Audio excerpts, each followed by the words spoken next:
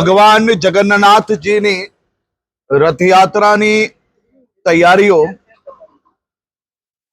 મંદિર ટ્રસ્ટ, ભાવિ ભક્તો, અમદાવાદ પોલીસ દ્વારા ખૂબ ડિટેલ્ડ પ્લાનિંગ પૂર્વક શરૂ કરવામાં આવી છે।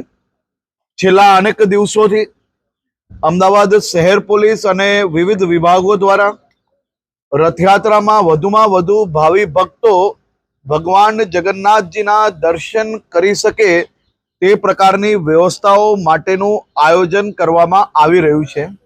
આજે એક હાઈ લેવલ બેઠક જગન્નાથજી રથયાત્રાનું આયોજન માટે કરવામાં આવી હતી।